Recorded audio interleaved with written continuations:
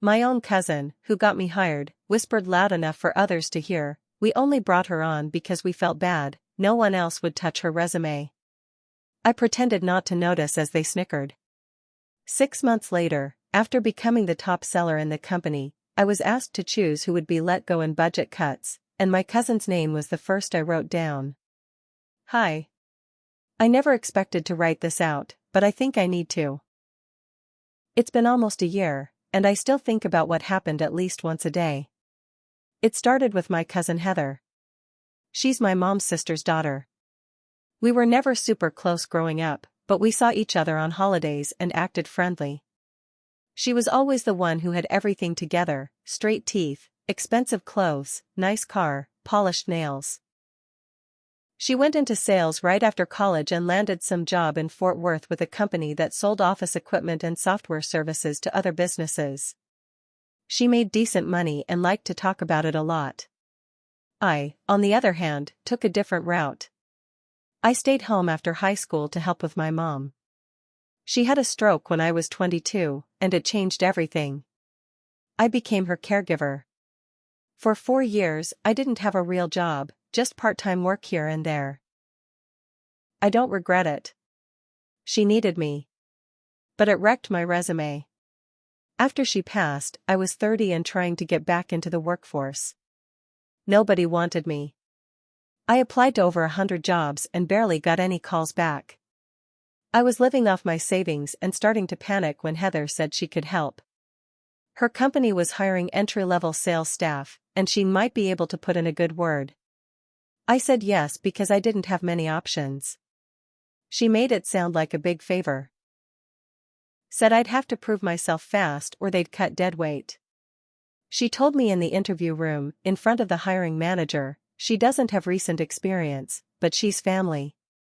I'll train her myself. I smiled. I thanked them. I swallowed my pride. They hired me as a junior sales associate. It wasn't glamorous: cold calls, tracking leads, sending emails, boring product demos. But I worked hard.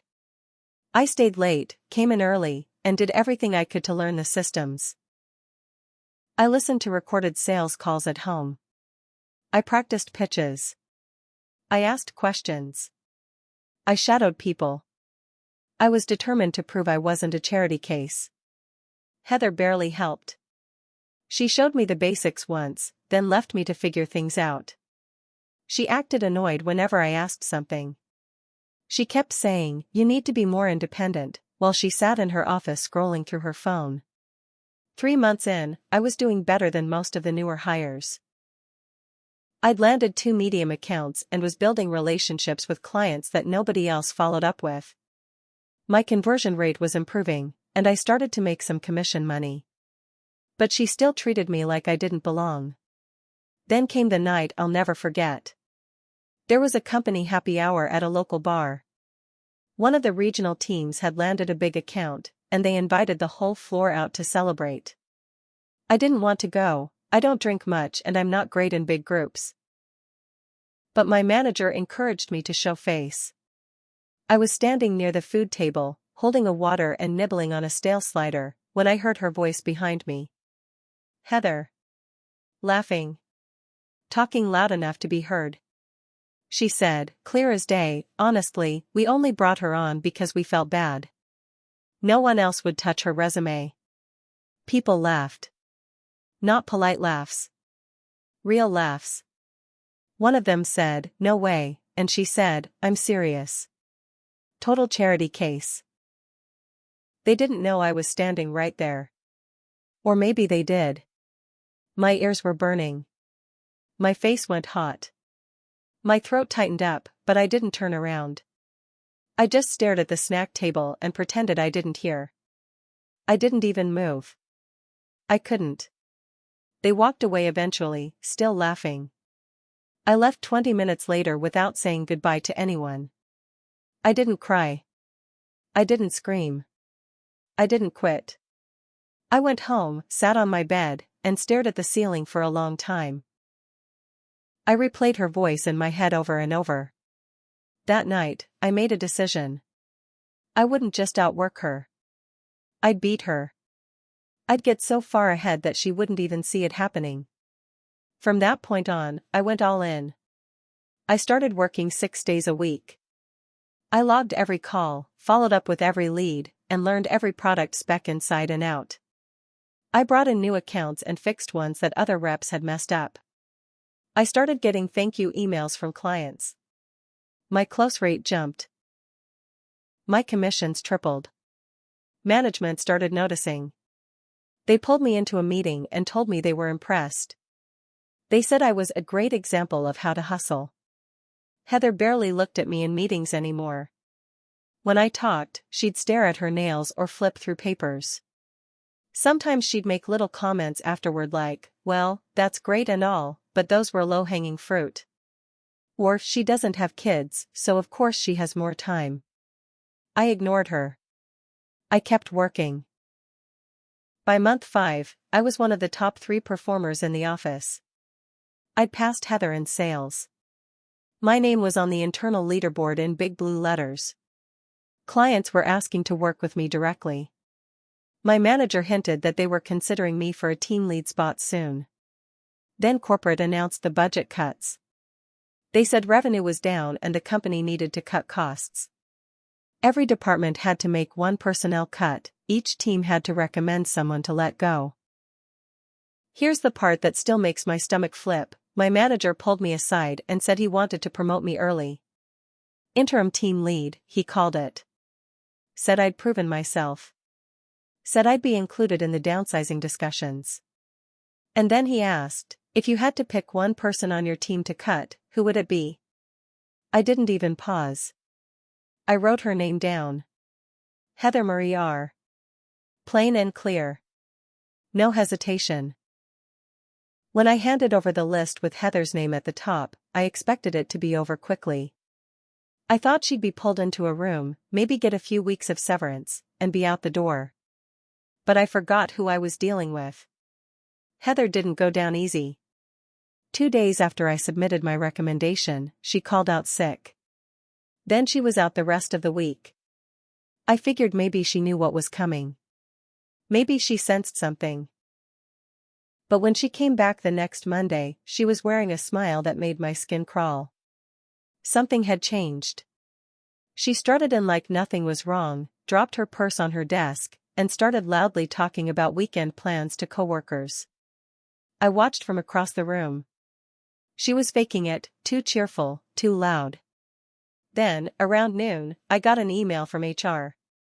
Subject: urgent, follow-up required regarding team adjustment recommendation. Inside was a request to meet with HR and the regional director. No details, just a time and date. My stomach dropped. I walked into the HR room the next day, and there she was, already sitting in one of the chairs, legs crossed, smiling like she already knew what was going to happen. She had gone behind my back. She'd found out. Heather must have seen the writing on the wall. Maybe she overheard something, maybe someone tipped her off, I'll never know for sure. But she'd decided to hit first. She told HR she felt she was being targeted by me. That I was acting unprofessional. That I was trying to sabotage her reputation out of jealousy. She brought printed emails, old ones, where I'd asked her beginner-level questions when I first started, claiming they proved I wasn't qualified and that she'd always carried me. Then she dropped the real bomb. She claimed I was manipulating clients into transferring their accounts to me, which, if it were true, would be a fireable offense. I was in shock. She was lying. Flat out lying. But she had a calm voice and just enough fake concern to make it sound real. And that's what she always did, act innocent while twisting the knife. HR asked if I wanted to respond. I did. I showed them my call logs, my numbers, and proof of client communications. All clean. All legit. One client even emailed a glowing review of me that same week. But I could tell the room felt tense. Nobody wanted a drama between cousins spilling over into HR territory. After I left, I paced in the parking lot, trying to calm down. My hands were shaking. She had taken it that far, just to save herself. I thought that would be it. I thought maybe they'd drop her anyway, after they sorted it out. But Heather wasn't done. The next day, she started going around the office, playing victim. Whispering to people in the break room. I think she's trying to push me out. She's acting like she owns the place now. It's sad when family turns on you. The worst part? People started acting weird around me. The ones who used to chat with me at the copier stopped making eye contact. Some started agreeing with her, saying I was getting too aggressive, that I forgot where I came from. It didn't matter that I never said a bad word about her to anyone. She was poisoning the well. And just when I thought it couldn't get worse, my manager pulled me into his office. "We need to talk about the team lead decision," he said. "That promotion? On hold. Too much tension in the department." I didn't even respond. I just nodded and walked out. She was ruining everything. After all the work I did, after I pulled myself out of nothing, she was dragging me back down. And the company was letting her do it. That's when I realized I'd been playing too clean. If I wanted her out, really out, I needed to stop hoping someone else would do it for me. She started this war. I was going to finish it. I stopped trusting anyone in that office. I knew Heather had people on her side, or at least people too scared to get on her bad side. Some of them had worked with her for years. They gossiped with her, laughed at her dumb jokes, and pretended not to hear her nasty little comments when she talked trash about others. I stayed out of it. I just kept working. Quietly. But now that I was a threat, she wasn't just whispering anymore, she was making moves. She got bold. She started accidentally forwarding private client emails to the wrong people. Twice, she sent one of my quotes to a different rep on the team and then claimed it was a mistake. She made snide comments in meetings like, "Well, if we're letting junior reps just take whatever accounts they want, then I guess anything goes now." Then one morning, I logged into our sales CRM and found my entire contact list was gone. Gone. It had been wiped overnight. All my notes, call logs, appointment times, everything I'd built up over 6 months. I felt sick. I ran to IT. They checked the activity logs. My account had been accessed around 2 a.m. from Heather's company laptop. She must have stayed late the night before and waited for the office to empty.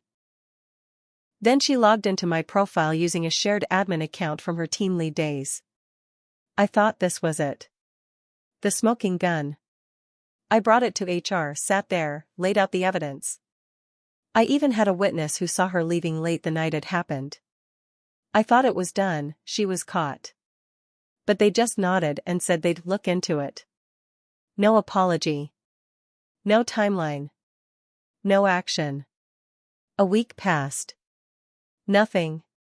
That's when I understood what I was really dealing with. Heather wasn't just protected by fear or friendships, she was protected by connections. Her old team lead buddies, her happy hour crowd, the ones who saw me as an outsider. I was the threat to their comfort zone. To their little inner circle. But I wasn't powerless. If they wouldn't deal with her, I would. I stopped trying to play defense and started building something else, a case. Quietly, over the next month, I documented everything. I started recording our team calls on my personal device. Legal in Texas, one-party consent. I took screenshots of every mistake she made. I kept track of every whisper she made in the break room and every little move she pulled. I even got a few of the newer reps, ones she hadn't poisoned, to admit she'd said things that made them uncomfortable. I asked them to email HR anonymously. They did. But the real break came from a place I didn't expect, one of her clients. She'd been neglecting a mid-sized account for months. They called in one day, frustrated and asking for someone who could help. I took the call and handled it. Nothing fancy, just walked them through their billing issue and promised to follow up. That manager called back the next day and asked to transfer their contract to me. I agreed. 3 days later, I got an email from the regional VP. Not our manager, the one above him.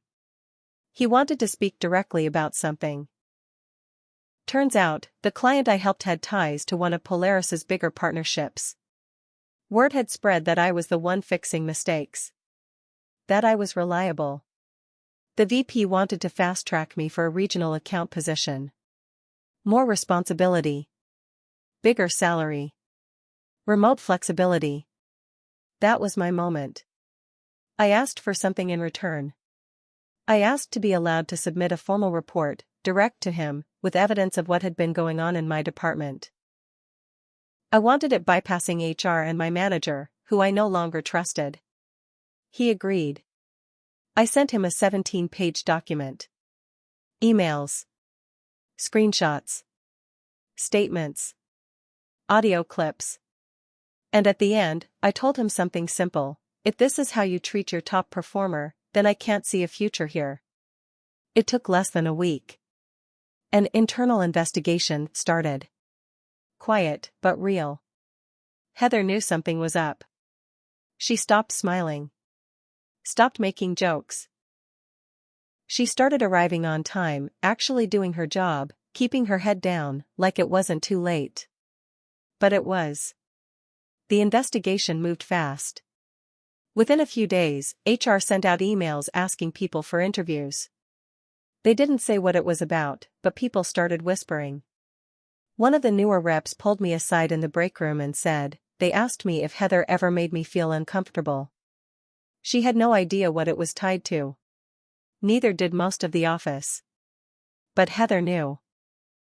She tried to act calm, but you could see the panic behind her eyes. She stopped speaking to me completely. No eye contact. No sarcastic comments. She stayed in her cubicle and kept her headphones in. That same week, our manager, the one who had delayed my promotion and told me to let it go when Heather tried to sabotage me, called in sick and never came back. I later found out he had been placed on administrative leave. Apparently, ignoring harassment complaints isn't a good look when the person complaining turns out to be your top revenue generator. By the end of the second week, people were walking on eggshells. Then Friday came. Everyone got a calendar invite for a mandatory department meeting at 3:30 p.m. It was strange because that kind of thing never happened late on a Friday. We all filed into the big conference room. I sat near the front. Heather walked in last. She looked like she hadn't slept. Then the regional VP entered with an HR rep. You could hear a pin drop. He thanked us for being there. Said there had been complaints of misconduct and that the company had taken them seriously. He said after reviewing the situation, several changes were being made. And then he read the list. First was my old manager. Gone. Failure to act appropriately on employee concerns. Second was Heather. The VP didn't sugarcoat it.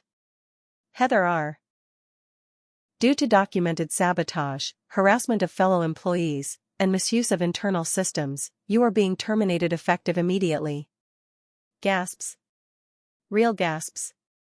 Heather tried to speak, but the HR woman stood and handed her a folder. She looked around the room for someone, anyone, to defend her.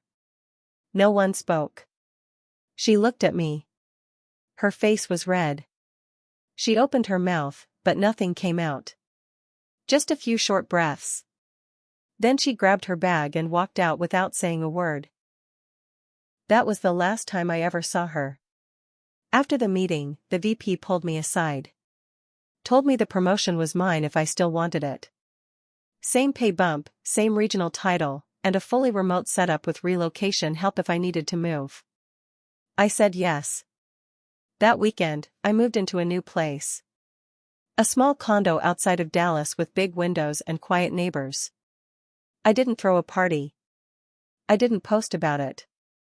I just sat on my couch, opened a bottle of decent wine, and stared at the wall for a while. Not out of regret. But because I needed to feel it. The full weight of what I had to do. Heather had brought me into that company thinking I'd stay beneath her. Thinking I'd be grateful and quiet and never outshine her. She wanted a favor she could hold over me forever. She wanted to laugh behind my back and call it kindness to my face. But I didn't stay quiet. I fought back. And I won. But here's where it gets even more bitter. A few months later, I got an email from a recruiter. They said a former Polaris employee listed me as a reference. When I checked the name, it wasn't Heather, it was one of her close work friends, someone who had helped her spread rumors about me during the investigation. I didn't lie. I didn't say anything dramatic. I just told the recruiter I would not feel comfortable recommending this person for a team environment role. A week later, she updated her LinkedIn to open to work. The last twist? Heather's own LinkedIn went dead. No new jobs. No updates. She'd tied her reputation to Polaris, and when it went down, she went with it. As for me? I don't talk much about what happened. Most people just see my title and think I'm one of those career salespeople who climbed fast. They don't know I built it out of spite and silence. They don't know I spent 6 months being laughed at by my own cousin while she tried to destroy me. I don't need them to know. But I'll tell you this, she got me hired just to humiliate me. I got her fired, erased her from the company, and out-earned her within half a year. And every time I open my paycheck, I smile, not out of pride, but because I kept the promise I made the night she humiliated me in front of that crowd. I told myself I'd take everything she thought belonged to her. And I did. Every last piece of it.